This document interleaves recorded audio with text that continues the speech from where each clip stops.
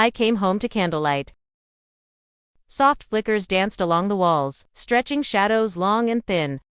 The scent of rosemary and garlic curled in the air, warm and rich.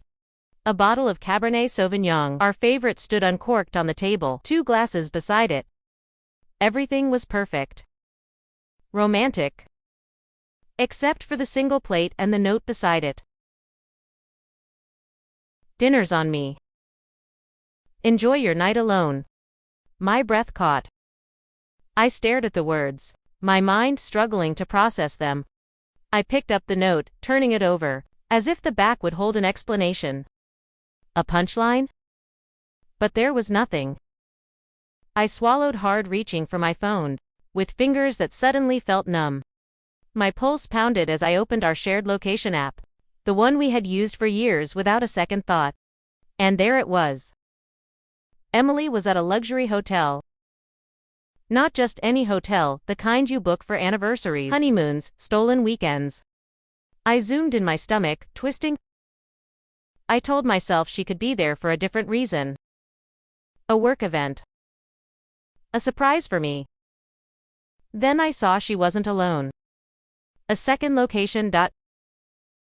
Another phone. Another person. And just like that, the air was gone from the room. I gripped the edge of the table to steady myself, but the world kept tilting. My heartbeat roared in my ears, my vision tumbling. This year will be special, she had said. Just wait. You're going to love it. Her voice echoed in my mind, each word a blade twisting deep. For months, she had been teasing me about this anniversary. She had smiled, laughed, kissed me, all while knowing exactly how this night would end. I felt sick.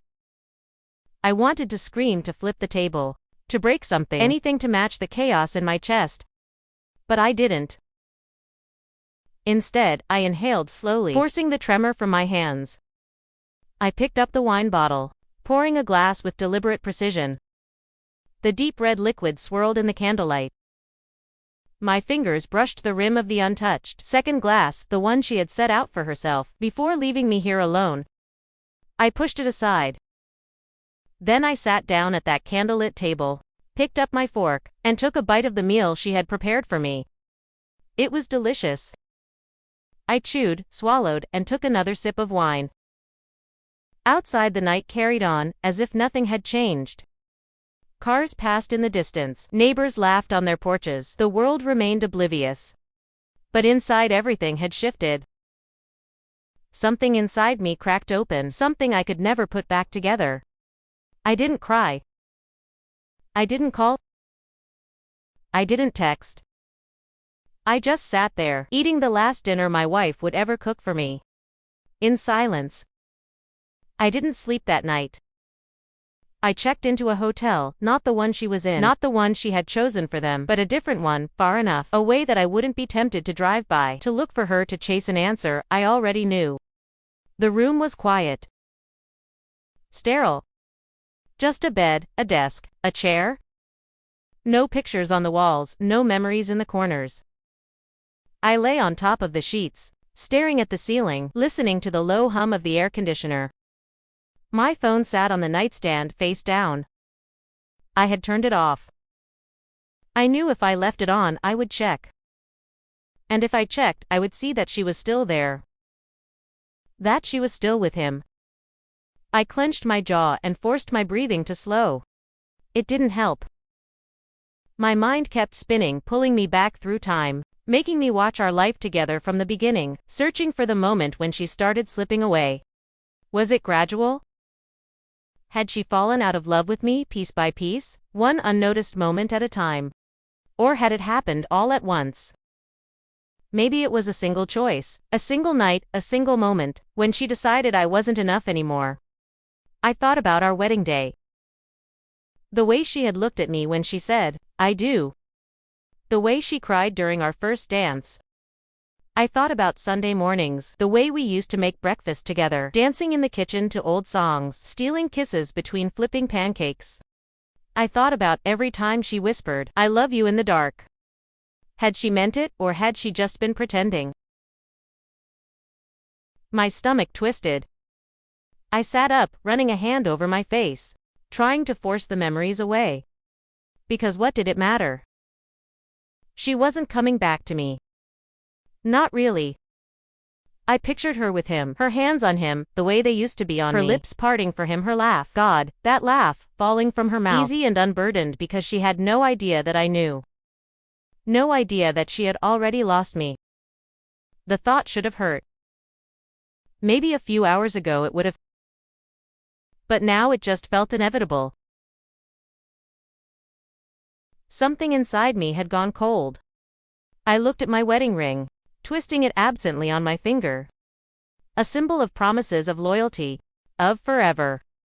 I pulled it off. Just like that it was over.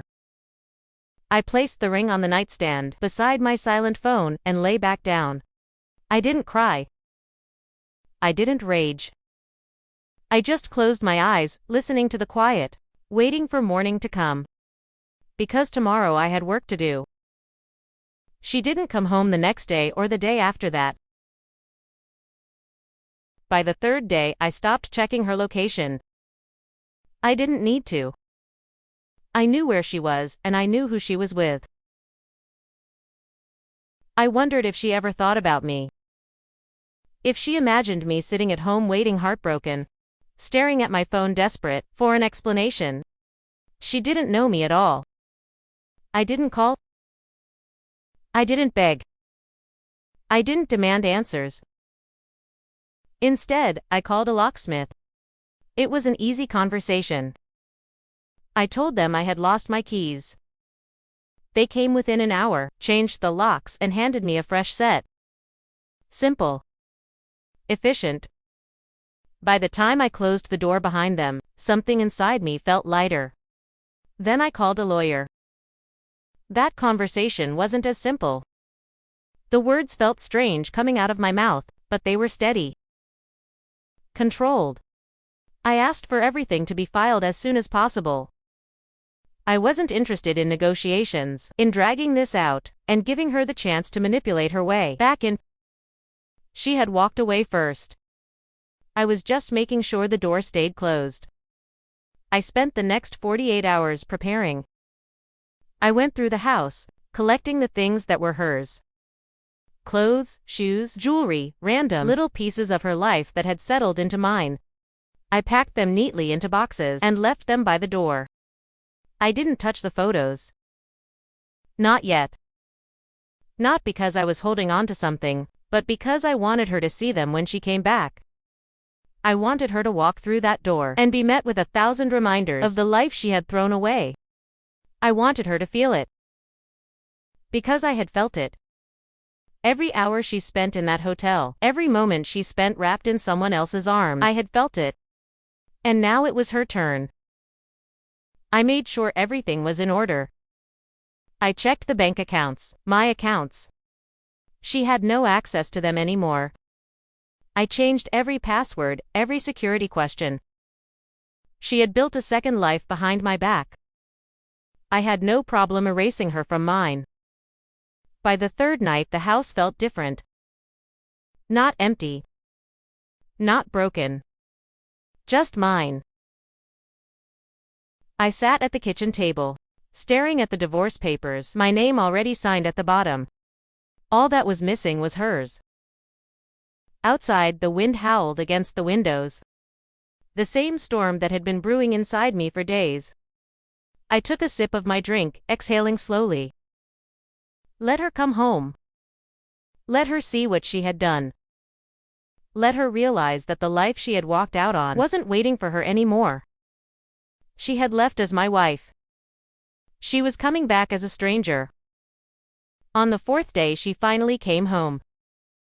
I heard her before I saw her, the soft shuffle of her shoes on the porch, the rustle of shopping bags. She was humming. Like she had just come back from a spa weekend.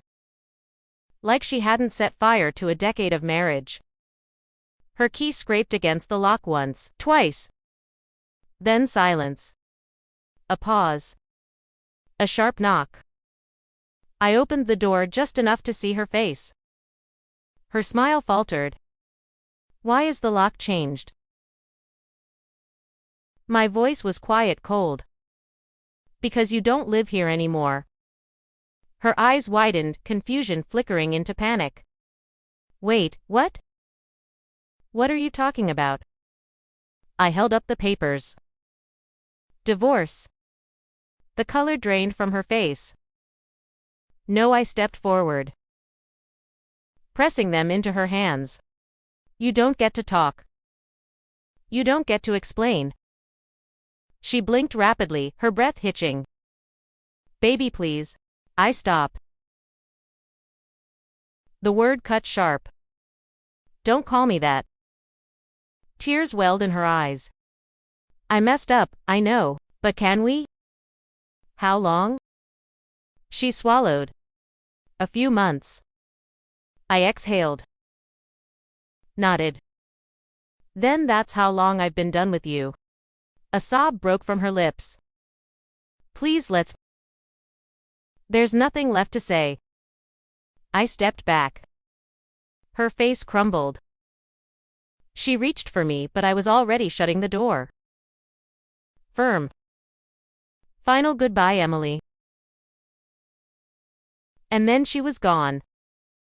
She didn't knock again. I stood by the door, listening as her footsteps faded down the porch steps.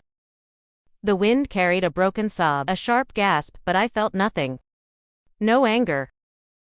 No sadness. No regret. Just peace. I turned away, stepping back into the house that no longer held her presence. The divorce papers lay on the table, where I had left them, her name untouched. She would sign them. She had no choice. I walked into the kitchen, grabbing a bottle of wine, the same one she had left for me on our anniversary. I poured a glass, the deep red swirling in the candlelight. For 10 years she had been my world. For 10 years I had believed in forever. And in one night she had killed it all. I picked up my glass and walked to the dining table. The same table where I had eaten my last meal as her husband. The same table where I had learned the truth. I pulled out a chair, sat down and lifted my drink. To 10 years, I murmured. I drank. The wine tasted better this time. Smoother. Richer. Like freedom. I set the empty glass down, leaned back in my chair, and exhaled. This was the last night I would think about her. The last night she would have space in my mind. Tomorrow my new life would begin. And for the first time in a long time, I was looking forward to it.